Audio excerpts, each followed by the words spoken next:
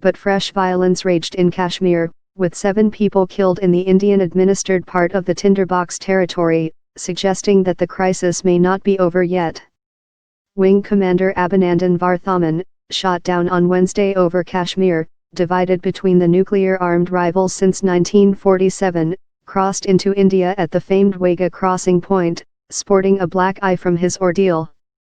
Thousands of Indians, waving flags, singing and dancing with patriotic fervor, had gathered at the crossing point on Friday afternoon, but the crowd dwindled after his release was delayed inexplicably by hours. In New Delhi, the announcement of the experienced pilot's release was seen as a diplomatic victory, but India warned that its military remained on heightened alert. On Thursday and Friday, both countries continued to fire barrages across the line of control, LOC, the de facto border dividing Kashmir, leaving at least 1 person dead. Influence of terrorists and terrorism has been curtailed, and it is going to be curtailed even more. This is a new India, Prime Minister Narendra Modi, facing a tough election due by May, said Friday. This is an India that will return the damage done by terrorists with interest, he said.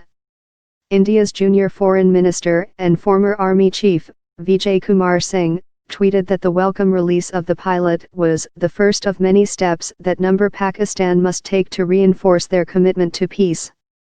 Suicide bombing. Kashmir has been divided between India and Pakistan since the end of British colonial rule. Both claim it in full and have fought 2 wars over the Himalayan territory. India has 500,000 troops in the part it administers, with militants, backed by Islamabad, according to New Delhi, fighting for independence or a merger with Pakistan. Tens of thousands of people, mostly civilians, have died since a revolt that broke out in 1989. Last year was the deadliest in a decade, with almost 600 killed, monitors say. Matters escalated alarmingly after a massive suicide bombing killed 40 Indian troops on February 14, with the attack claimed by a Pakistan-based militant group.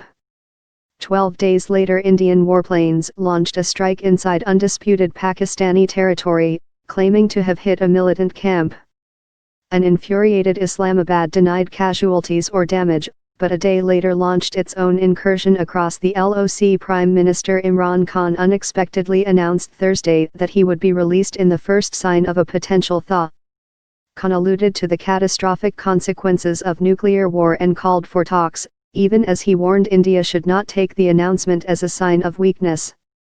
Pakistani Foreign Minister Shah Mahmood Qureshi meanwhile said he was boycotting a meeting of the Organization of Islamic Cooperation, OIC, held in Abu Dhabi, as India had been invited. The tensions prompted Pakistan to close down its airspace, disrupting major routes between Europe and South Asia and grounding thousands of travelers worldwide. Pakistan's Civil Aviation Authority, CAA, said Friday that flights could land and depart from its main airports from 13 o'clock GMT, and that others would be opened gradually. Standing ovation. The parents of handlebar-mustached Abhinandan were given a standing ovation by fellow passengers as they boarded a flight to Amritsar near Wagah to welcome their son. He has become a national hero after purported footage that went viral showed him being beaten by locals after being shot down before Pakistani soldiers intervened, with social media abuzz with "Give Back Abhinandan" and "Abhinandana Hero" hashtags. His subsequent polite refusal to proffer more details than necessary, "I am sorry Major, I am not supposed to tell you this," won him particular sympathy in India. Burstu/rocks/AMU